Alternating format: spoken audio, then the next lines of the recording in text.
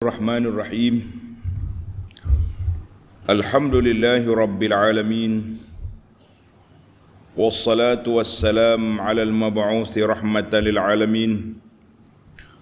Nabiyyina wa habibina wa qudwatina Muhammad ibn Abdullah wa ala alihi wa sahbihi wa man sar ala nahjihi wa ihtada bihadihi wa istanna bisunnati ila yaumiddin. Amma ba'du. Muslimin dan muslimat, para jemaah, para pencinta ilmu, pencinta Al-Quran dan Sunnah, Assalamualaikum warahmatullahi wabarakatuh. Alhamdulillah, pada pagi ini 16 Sya'ban 1444 kita teruskan pengajian kita dalam surah Nuh. Surah Nuh, surah yang ke-71, juzuk yang ke-29. Ayat yang kita akan baca bermula ayat 5. Ayat 5 sehingga ayat 12 insya-Allah. Surah ni pendek ya, 28 ayat semua. Ayat 5 hingga 12 ini Allah Ta'ala menceritakan tentang Nabi Nuh AS mengadu kepada Allah tentang kerenah kaumnya yang tak dengar kata. Dan Nuh juga telah menceritakan uslub dakwah, metod dakwah dia. Ada kalanya dia pelan-pelan, dia punya dakwah, ada kala dia kuat, ada waktunya dia keras, ada waktu berlembut. Buat semua. Hok sara senyap-senyap buat, sara kuat buat. Tak jadi juga. Mana bukan salah Nuh lah tu. Nuh kata pelbagai metod aku guna. Berlembut pun ada, berkerah pun ada. Tak jadi juga, tak jadi. Maka bila tak jadi juga, ayat yang akan datang kita jumpalah dengan kebinasaan. Baik. Kita baca satu ayat je lah. Muka surat 1295. A'udzu billahi as-sami'il 'alim minasy syaithanir rajim. Qala rabbi inni da'awtu qaumi laylan wa nahara. Setelah puas menyeru mereka, Nabi Nuh panggil juga, dakwah juga, kempen. Orang Kelantan kata kecek. Ia nak tulis bahasa Kelantan, kalau dia kata kecek, makna gaya macam-macam lah. Tapi kalau kata kecek, makna bercakap, lain. Makna Nabi Nuh ni guna pendekatan yang macam-macam. Nabi Nuh AS merayu dengan berkata, Rabbi, wahai Tuhanku, inni da'autu qaumi laylan wa nahara.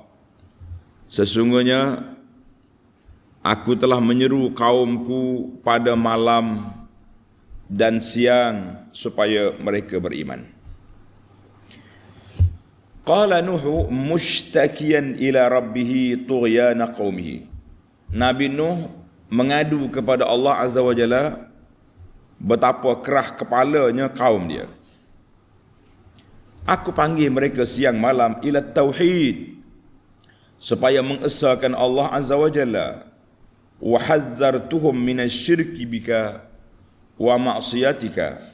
Aku beri amaran kepada mereka daripada melakukan syirik kepada Allah dan juga derhaka kepada Allah Azza wa Jalla. Apa jadi? Apa respon? Tindak balas daripada kaum dia. Falam yazidhum du'ai illa firara. Maka seruanku itu tidak memberi mereka sesuatu faedah pun, selain daripada menambahkan mereka melarikan diri dari kebenaran. Allahu Akbar. Nuh kata, aku panggil dia lari. Aku cakap dia tak dengar. Panggil secara perlahan, dia sumbat telinga. Laung kuat, dia bercabut, lari. Nak kata apa? Allahu Akbar. Dalam surah Al-Qamar, tanda ni pelajar, surah Al-Qamar ayat 9, kazzabat qablahum qaum Nuh fakazzabu 'abdana wa qalu majnunun wazdujir. Telah mendusta sebelum daripada mereka oleh kaum Nuh. Mereka telah mendustakan hamba kami Nuh. Mereka kata apa? Majnun, gila Nuh tu. Jadi itulah tuduhan. Boleh katakan tuduhan popular yang dibuat oleh orang kafir daripada zaman Nuh sampai ke nama Nabi SAW, semuanya majnun, gila belaka. Gila, penyair, ahli sihir, itu jelah modal, kepala modal dia duduk situ ya. Mana tak ada benda lain, tak ada isu kata orang. Isu sama. Baik, Nuh mengadu lagi. Wa inni kullama da'awtuhum litaghfira lahum ja'alu asabi'ahum fi azanihim wastaghshaw thiyabahum wa asarru wastakbaru istikbara. Allahu Akbar. Sedih ya kita dengar cerita Nabi Nuh. Nuh kata, ya Rabbi, dan sesungguhnya aku tiap-tiap kali menyeru mereka supaya beriman, supaya engkau mengampunkan dosa-dosa mereka, ja'alu asabi'ahum fi azani sumba. Mereka menyumbakkan jarinya ke dalam telinga masing-masing, tak mau dengar. La ilaha illallah. Punyalah kerah kepala tak dengarnya. Jadi bila Nabi Nuh mari dakwah, berimanlah kepada Allah, Allah Ta'ala akan ampunkan dosa kamu, Allah Ta'ala akan maafkan kamu. Nyepak sumbat telinga, sumbat jari dalam telinga, tak mau dengar. Allahu Akbar. Mula-mula sumbat ni jari dalam telinga. Wastaghshaw thiyabahum, dan berselubur dengan bajunya, ambil kain tuduh muka supaya tak nampak Nuh. Allahu Akbar. Wa taghattaw bisiyam li alla yarawni. Allah serabut Nuh ambil kain tuduh muka. Cakaplah kamu seorang Nuh. Gitu mau nah tafsirnya. Ai ja'alu siyabahum ala ru'usihim, mereka letak kain atas kepala tuduh muka supaya dia tak dengar cakapan Nuh. Fa yakunu istighsya'u siyab, maknanya tuduh muka dengan kain ni supaya tak dengar langsung. Itu dianya. Allahu Akbar. Tutup telinga, tuduh muka. Wa asarru, serta berterus berdegil dengan keingkarannya. Tak mau, walam yatubu, tak mau taubat, tak mau terima nasihat. Wastakbaru istikbara, dan berlaku sombong, takabur, dengan melampau-lampau. Ay wa ta'azamu wa takabbaru an qabulil haqqi wa an ittiba'ihi, tak mau terima kebenaran, tak mau terima apa yang ayat. Allahu Akbar. Dia kata apa? Tengok ni ayat. Faqala al-mala'u alladhina kafaru min qaumihi ma naraka illa basharan mislana. No. Mu orang macam kita juga makan minum. Ma naraka taba'aka illa alladhina hum araziluna. Pengikut-pengikutmu orang hina-hina ya, tak ada ahli korporat ikutmu. Hak ikutmu tu orang kampung ya. Wa ma nara lakum alina min fadlin. Tak ada kelebihan apa mu ni Nuh. Semua nabi-nabi itulah yang dituduh. Tak ada kelebihan apa Tak ada, mana tak ada istimewa apa. Biasa ya awak tu. Surah Hud ayat 27. Baik, kemudian Nabi Nuh AS menyatakan cara dakwah dia. Summa inni da'autuhum jihara. Kemudian aku telah menyeru mereka dengan terang-terang. Ai anna Nuhan AS irtaqa. Nabi Nuh alaihissalam dalam pengaduan dia kepada Allah, dia bagi tahu satu wa'tizarihi, dan menyatakan keunzuran dia, lemah dia, walaupun dia telah menggunakan pendekatan dakwah yang pelbagai, berbeza-beza. Ada waktu jahar, terang-terang, ada waktu sembunyi. Macam mana kita nak kata? Summa inni a'lantu lahum wa asrartu lahum israra. Selain dari itu, aku berulang-ulang menyeru. Dengar ni, pendakwah. Cakap sekali orang tak dengar, ulang lagi. Secara beramai-ramai dan berterus terang. Ada kalanya pidato, kuliah. Dan menyeru mereka lagi secara berseorangan dengan perlahan-perlahan.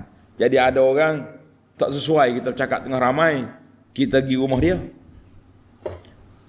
Ajak dia mari kita minum teh kat mana-mana, jumpa di sana, kita dakwah. Ataupun zaman kita ini zaman senang, kita hantar WhatsApp, video-video kuliah contohnya, link-link yang boleh dia belajar, boleh berlaku. Cara berdepan boleh, cara bersenyak-senyak boleh. Semua Nuh kata, semua jalan aku guna. Jadi waktu terang pun kita cakap, waktu seorang-seorang pun kita cakap. Kemudian Nuh nyatakan apa yang dia cakap. Dengar ni. Tadi uslub, gaya dia dakwah. Sekarang Nabi Nuh AS menyatakan kepada mereka kita apa yang dia ucap, apa yang dia cakap. فَقُلْتُ اسْتَغْفِرُوا رَبَّكُمْ إِنَّهُ كَانَ غَفَّارًا. Sehingga aku berkata kepada mereka, kaumku, mohonkanlah ampun kepada Tuhan kamu, sesungguhnya adalah ia amat pengampun. Nabi Nuh gaya supaya mereka minta ampun. Munasabatul ayah, ay lamma akhbara Nuh alaihissalam, Nabi Nuh dah nyatakan dalam ayat yang lepas, annahu balagha fid da'wah. Dia dalam dakwah ni kuat benar dia berdakwah tu. Sehingga kira-kira tak ada cara lain nak buat, tak ada dah. Semua cara yang boleh digunakan.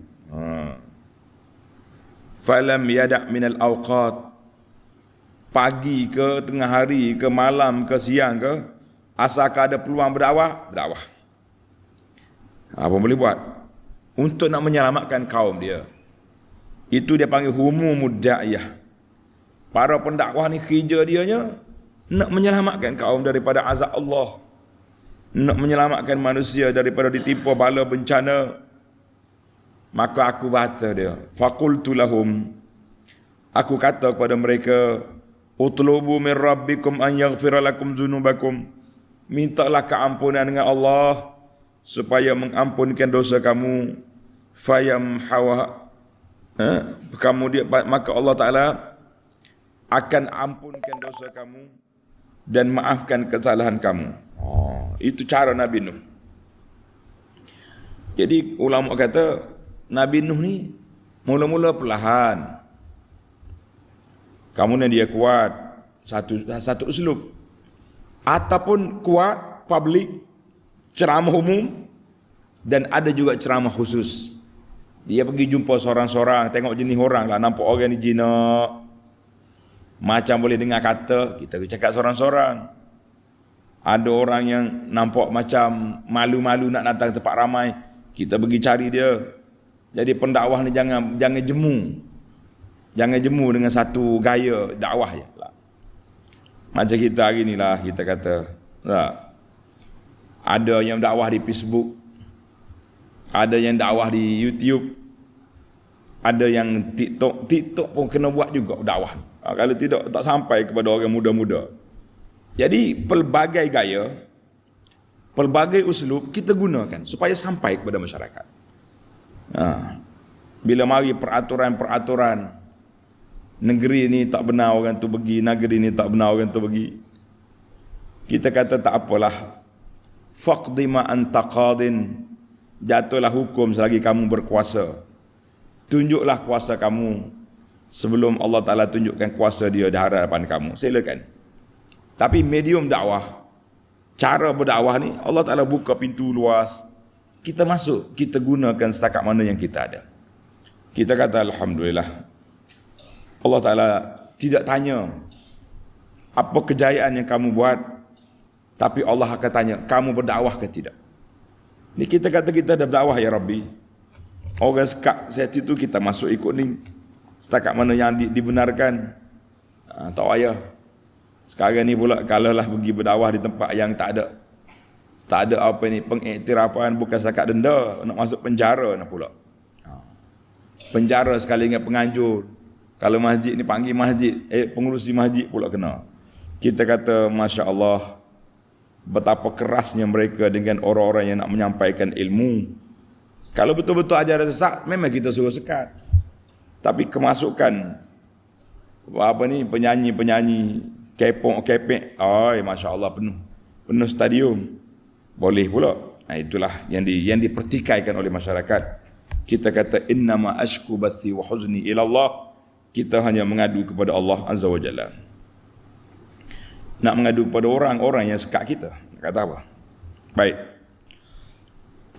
Baiklah, kita teruskan dakwah sebagaimana Nabi Nuh AS kata, aku bagi tahu kepada mereka, faqultu astaghfiru rabbakum, mintalah ampun dengan Allah, dengan Tuhan kamu, innahu kana ghaffara, Allah Ta'ala ni sifat dia pengampun. Kalau kamu minta ampun, apa yang kamu dapat? Dengar ni pelajar. Yursilis samaa'a 'alaikum midrara. Nascaya, kiranya kamu berbuat demikian, mau berdakwah, mau ajak orang, mau kamu beriman kepada Allah, kamu minta ampun kepada Allah, Allah akan menghantarkan hujan lebat mencurah-curah kepada kamu. Mana hujan di sini bukan hujan banjir, hujan rahmat pada itu. Allah Ta'ala hantar bagi hujan rahmat pada kita. Sekarang ni di tempat kita ni hujan banyak. Sudah pastinya hujan tu rahmat daripada Allah Azza wa Jalla. Tapi ada kalanya hujan tu tidak jadi rahmat pada kita. Kita duduk tengah jalan raya nak balik ke rumah ni, kat hujan lebat, ya Allah Tuhan. Kata orang tak nampak jalan, kita nak berjalan apa susah, tak nampak jalan. Balik-balik ke rumah, buka paip, nak basuh kencing pun tak ada air. Mana pergi air? Kemana air mencurah-curah? Kenapa tak jadi rahmat pada kita? Paling tidak pun tak ada. Kita tak ambil hak Tuhan hantar mari. Kita tunggu hak syarikat air hantar rumah kita. Ada. Bila kita bagi cadangan supaya air hujan ni kena ambil tangki ke apa ke, ambil simpan. Ada pula yang marah, dia kata air hujan ni ada toksik ke apa benda, ada asid ke. Maknanya kita nampak menunjukkan keangkuhan kepada rahmat yang Allah Ta'ala turun.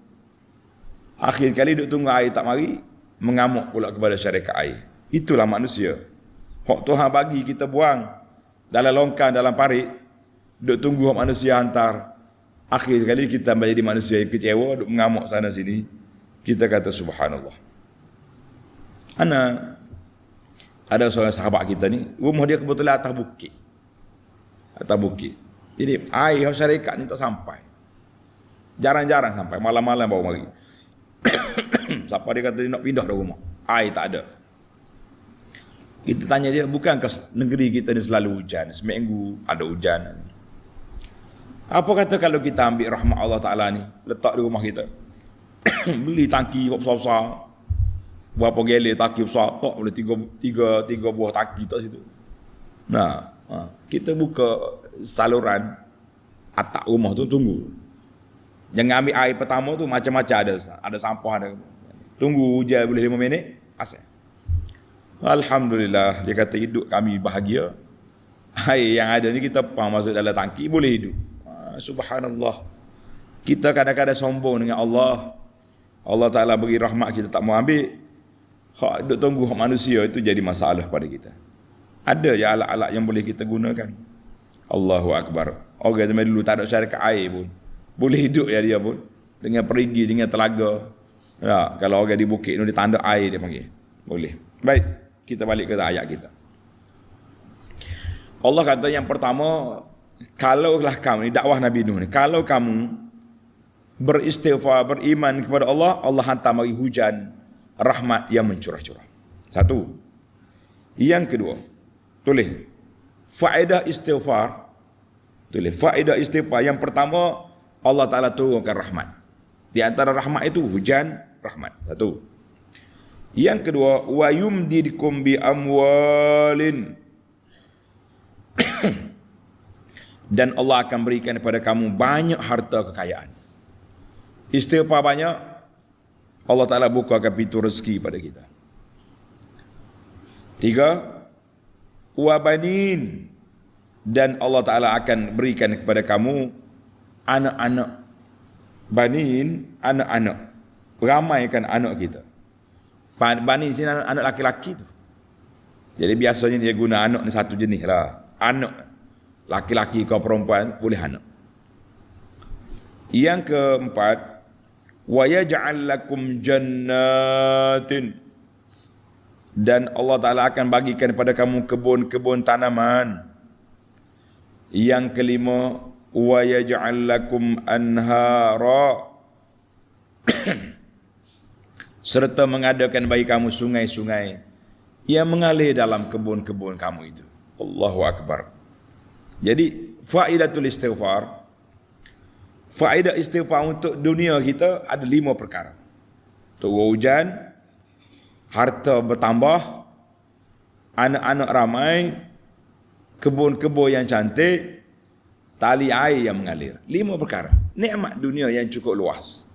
Kita nak berapa lagi? Apa lagi yang kita nak? Allahu Akbar. Kerana itu, Allah Ta'ala sebut dalam ayat surah Al-A'raf, tulis surah Al-A'raf, ayat 96, walau anna ahlal qura amanu wattaqaw la fatahna alaihim barakatim minas sama'i wal ard. Sekiranya penduduk negeri itu bertakwa, beriman dan bertakwa, kami akan bukakan pintu-pintu berkat dari langit dan juga dari bumi. Ini kita hari ni duk sibuk cari telur pun tak jumpa. Duk balah kat telur ni enggak. Allahu Akbar. Macam-macam caci maki, kata mengata, samai menyaman kerana telur. Kita kata masya-Allah hebatnya telur. Nah, telur jangan main. Kita makan jak budak lagi sampai ketua ni telur lah judul. Kadang-kadang pergi duduk hotel besar, tak sesuai makannya kita. Yang sesuainya telur dadar, telur goreng, telur apa dia panggil? Omelette apa pula. Pagi-pagi. Hak tu hak membuka selera, hak lain tak lagi. Kata tahu. Telur punya pasar. Nah, jadi dia main. Jadi Allah kata kalaulah penduduk negeri beriman, masya-Allah. Semalam ada orang bagi video dia pergi melawat di Andalus.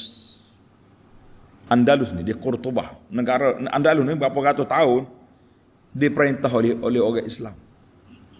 Sekarang ni Allahu Akbar, tempat lawatan air mata nama dia. Masuk sini gereja. Dulu apa? Masjid. Kita kata masya-Allah. Allahu Akbar. Jadi dia satu tempat tu nama penyair masyhur. Penyair masyhur. Dia kata iza wa kullu syai'in iza ma tamma nuqsan. Jadi ini panggil. Kita tengok Allah comelnya daripada atas bukit turun nak dapat air di bawah tu. Cantik. Learning ni hak beratus tahun, nak 1000 tahun dia tu masih lagi comel. Tapi apa boleh buat? Negara sudah jadi kafir. Apabila jatuh ke tangan orang kafir, jatuh ke tangan orang kafir. Puncanya lara, pemimpin-pemimpin sudah lara, Hari ini pun bila kita tengok pemimpin lara, saya tak sebut negara kita. Kita sebut secara global seluruh dunia hari ini. Negara-negara yang aman makmur sekarang ni dah tukar. Orang-orang perempuan bebas sana sini. Konsep-konsep dibuat secara bebas. Tunggulah sa'atul halak, saat kebinasaan ataupun keruntuhan sebuah negara dengan sebab maksiat yang dibawa. Nas'alullah salamata wal afiyah. Kita minta dengan Allah Ta'ala keselamatan untuk negara kita, negeri kita, kampung kita ni jangan adalah benda-benda yang tidak baik yang akan berlaku dengan sebab maksiat yang dibuat oleh manusia.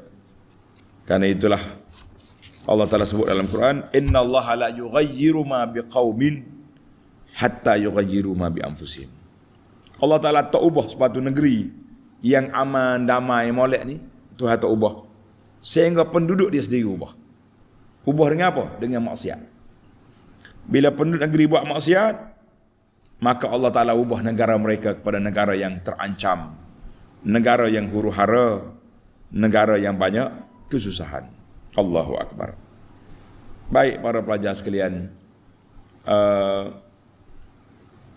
kita tamatlah ayat kita. Kita berpindah kepada mencari faedah, insya-Allah. Faedah yang pertama, qala rabbi inni da'awtu qaumi lailan wa nahara. Nabi Nuh AS mengadu kepada Allah Ta'ala bahawa dia telah berdakwah kepada kaum dia. Jadi di sini para ulama telah membuat keputusan bahawa Nabi Nuh ni dakwah dia kepada kaum dia saja, dan perkataan kaum digunakan pada laki-laki dengan perempuan. Sebab Nabi Nuh dia dakwah semua, laki-laki pun ada, perempuan pun ada. Walaupun perempuan dia sendiri tak ikut, itu bukan salah Nuh, salah wanita itu yang tak mau beriman. Itu kemudian dakwah Nabi Nuh itu lailan wa naharan, malam dengan siang. Maknanya tak ada waktu berjabat lah, office hour tak ada. Ni kita pendakwah nak buat waktu berjabat, mana boleh. Malam ni orang tak dakwah lah. Malam ke siang, dakwah kita ni mesti berjalan. Yang kerja waktu dawam, waktu berjabat, itu kerja berjabat. Tapi kerja dakwah tak ada waktu berjabat. Jangan duduk main-main. Jangan kita rasa menyusah-nyusah ke tak payah. Yang ada setengah pendakwah ni dah, aku kerja berjabat ya, habis waktu sekolah tak ngajar dah.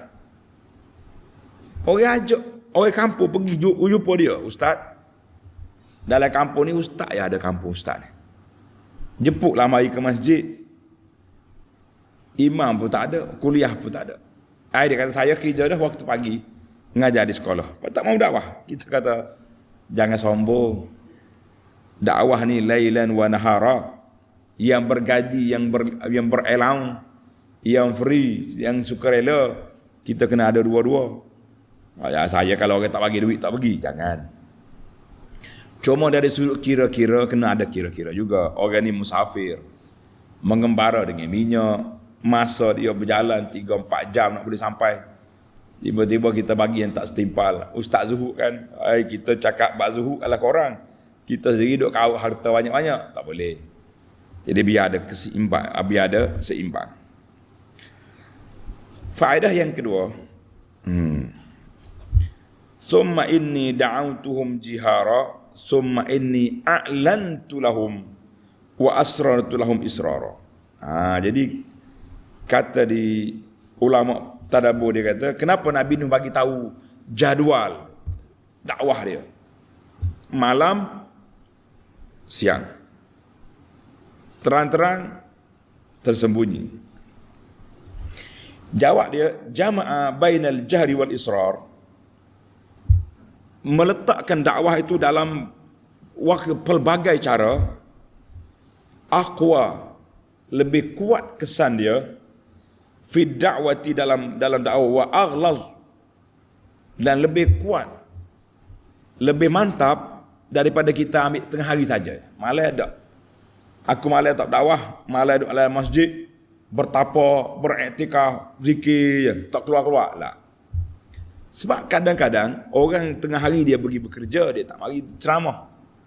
Sebab tu anak perhati di Malaysia ni, untuk negara masyarakat kita lah. Kalau kita buat kuliah duha, hari-hari kerja ni, dia mari yang muslimat. Muslimat dia mari sebab dia tak pergi pejabat. Pagi dia masak nasi dulu. Nasi berlauk pada suami dia, anak pergi sekolah, suami pergi pejabat. Suami pergi kerja, bendang ke apa benda. Jadi waktu tu dia free sekejap, pukul 9 pagi, 10 pagi, dia akan pergi kuliah duha. Jadi malam tak sesuai dia nak pergi masjid. Anak dia kecil, jauh-jauh rumah. Buat pergi masjid pun budak tu mengantuk. Si bising. Jadi ada waktu, pagi sesuai untuk orang ni, malam untuk si laki-laki yang bekerja pada waktu siang. Maknanya kalau kita pilih dakwah ni satu masa je, tidak mantap. Jadi kita kena pandai berdakwah. Dan kalau dakwah di alam maya ni, payah sekian. Contohnya kalau kita duduk Mekah. Kita duduk di Mekah, lepas maghrib pukul 7, nak tunggu Isya, tak ada masa free. Tulislah benda-benda dekat Facebook tu contohnya lah. Kita baca buku ke, dapat maklumat tulis. Ada je orang pakat duduk lain, duduk nak tanda baca.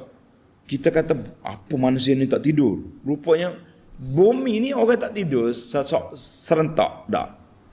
Kita sana cerah, orang sini gelap. Ni kita di Malaysia pukul 7.30.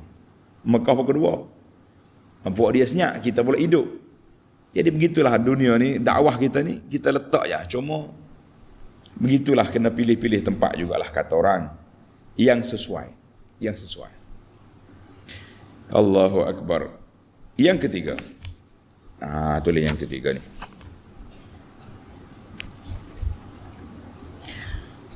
Yang ketiga, faqultu astaghfiru rabbakum innahu kana ghaffara yursilis sama alaikum midrara. Meminta ampun dengan Allah, Allah Ta'ala akan ampunkan dosa kamu, Allah Ta'ala akan turunkan hujan rahmat pada kamu. Kata di ulama, fi hadhil ayah dalilun. Tuan tanda. Ayat ini menjadi dalil bahawa istighfar yastanzilu bihi rizq wal amtar. Siapa dia nak hujan rahmat, siapa dia nak rezeki banyak, istighfar banyak-banyak. Fa fiha istihbabul istighfar, maka sunat kita perbanyakkan istighfar ketika susah. Contohnya kemarau kuat, istighfar banyak-banyak. Barang-barang harga barang naik, istighfar banyak-banyak. Kita orang tidak orang politik tak apa cakap macam ni. Kalau orang politik cakap macam ni, kena hak menteri hak dia tak suka pula. Nyeterul dia panggil. Suruh orang nak makan bukan nak istighfar. Kita bercakap atas nama agama. Maknanya istighfar ni pintu menarik rezeki dan menarik rahmat Allah Azza wa Jalla. Pernah satu masa kemarau di zaman Sayyidina Umar. Zaman Sayyidina Umar ni berlaku kemarau. Jadi Umar panggil orang ramai untuk solat istisqa. Solat minta hujan. Solat apa? Solat istisqa, mana solat minta hujan. Panggil. Bila minta nak khutbah Umar, duk cerita suruh istighfar, istaghfiru rabbakum. Dalam doa dia pun minta ampun pada Allah Ta'ala. Sudah dia semaya, ada orang mari dia, Umar, kamu terlupa tajuk. Kamu terlupa tajuk, Umar. Bukankah kamu panggil ni nak minta hujan? Tapi tak ada pun dalam doa musuh, ya Allah turunlah hujan. Tak minta. Kamu lupa ke Umar? Orang ni mari tanya. Umar kata, aku tak lupa. Tapi aku tahu di mana kunci hujan. Aku tak minta hujan. Aku minta buka pintu. Aku di mana kunci? Kunci dia nya ni. Faqultu astaghfiru rabbakum innahu kana ghaffara yursilis sama alaikum midrara. Meminta ampun, istighfar, hujan tu automatik tahu dia minta. Itu dia panggil fiqhu Umar. Betapa fiqhnya Umar, betapa tingginya ilmu Sayyidina Umar. Dia kata, aku mari minta kunci, aku tak payah minta barang. Jadi kalau kita gini, kita nak masuk rumah, nak masuk gedung besar-besar, mari aku kunci, ada kunci tangan, boleh tanya masuk lah. Tapi kalau kunci dia pegang oleh pokgak, setiap kali nak masuk kena minta, payah. Bijak tak bijak Umar? Hadza bijak. Hadza fiqhu Umar radhiyallahu anhu wa an jami'is sahabah. Jadi kita hari ni, itu yang ketiga. Yang keempat, tanda lagi. Wa yumdirkum bi amwalin wa banin. Allah Ta'ala akan beri kepada kamu harta dan anak pinak. Jadi kata di ulama tadabbur, dia kata apa? Dalam kitab Al-Qassab dalam kitab dia An-Nukat Ad-Dallah 'ala al-Bayan, dia kata ayat ini dalilun ala takthiril aulad bil amalis salih. Ayat ini menjadi dalil orang nak ramai anak kena banyak amal.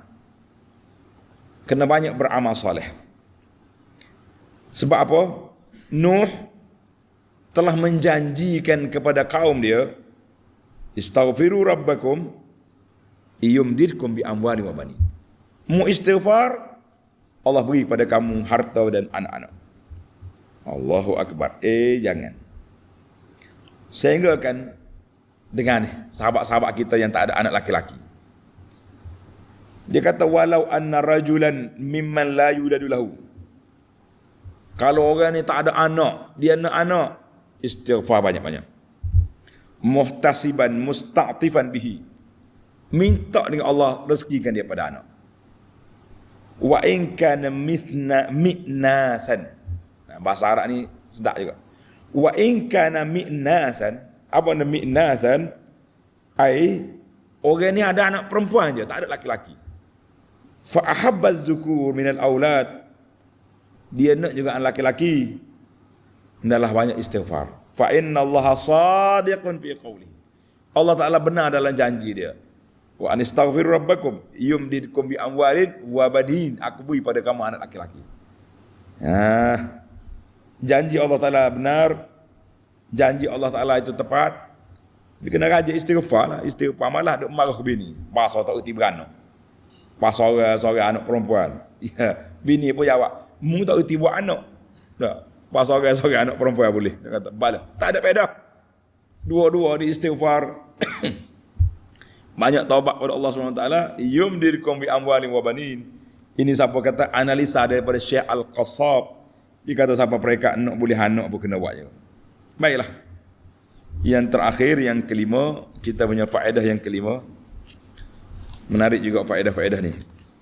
Kadang-kadang banyak faedah. Cuma kita nak pilih yang sesuai dengan tajuk kita, dengan suasana kita juga. Wa yaj'al lakum jannatin wa yaj'al lakum anhara. Allah Ta'ala beri pada kamu kebun-kebun. Allah Ta'ala beri kepada kamu sungai-sungai. Jawab dianya, kata di para ulama lagi, dia kata fi dilalatun ala anna Allah Ta'ala yujazi ibadus salihin. Allah Ta'ala bila kamu buat benda baik atas dunia ini, Tuhan bagi kehidupan yang senang. Bitibil aish. Sebagaimana dalam suratul Nahli, ada suratul Nahli ayat 97. Man amila salihan min zakarin aw unsa wa huwa mu'min. Siapa dia beramal, siapa dia beriman, siapa dia beramal soleh, laki-laki atau perempuan, dalam keadaan dia beriman, falanuhyiyannahu hayatan tayyibah. Aku akan beri pada mereka kehidupan yang baik. Kita kalau nak hidup baik, beramallah banyak. Baik, timbul soalan. Kenapa kita minta dunia? Jadi di sini para ulama dia kata apa? La ba'sa min mulahazatil umuri dunyawiyah fil istiqamah. Kita istiqamah nak kepada keredaan Allah Ta'ala. Tapi ada kalanya Tuhan buka kepada kita pintu rezeki, pintu anak-anak. Tak ramai, tapi anak baik, cerdik, bir, buat kebajikan pada mak ayah. Jadi kalau kita kata kita istiqamah, lagi banyak rezeki, tak ada masalah. Tak boleh. Tak boleh. Kena jadi zuhud, capok semua dunia. Lah. Kita kena ambil. Far-rusul ya'muruna aqwanahum bit-ta'ah. Rasul-rasul telah mengajar kepada kaum dia supaya taat. Kemudian Nabi Nuh suruh taat, dia sebut juga 5 perkara kelebihan dunia. Ada dapat juga. Maka di sini mengatakan bila kita buat benda yang Allah Ta'ala suka, kita akan dapat dua-dua. Dunia dapat, akhirat dapat. Tapi kalau kita buat hak Tuhan tak suka, dunia dapat, akhirat rugi. Allahul Musta'an. Ada kalanya Tuhan tak bagi hak dunia, dia bagi hak akhirat. Kita banyak ibadat tapi susah. Ada juga. Allah nak angkat darjat melalui lorong min haitsu la yahtasib, daripada lorong yang kita tak sangka. Yang penting bagi kitanya, ayat ini sebagai motivasi besar supaya kita banyak istighfar kepada Allah Azza wa Jalla. Man lazimal istighfar, siapa dia banyak istighfar, Allah Ta'ala jadikan susah dia senang, yang sempit jadi luas, yang payah jadi mudah. Banyakkan istighfar. Jangan niat istighfar semata-mata dunia, istighfar itu untuk akhirat. Tapi ulama kata tidak salah kalau dunia termasuk bagi sekali. Alhamdulillah ala kulli hal. InsyaAllah kita akan sambung dalam siri akan datang, bermula ayat 13 sehingga ayat 20. Subhanakallahumma wa bihamdika asyhadu an la ilaha illa anta astaghfiruka wa atubu ilaik. Wa sallallahu ala nabiyyina Muhammadin wa ala alihi wa sahbihi ajma'in walhamdulillahi rabbil alamin. Wassalamualaikum warahmatullahi wabarakatuh.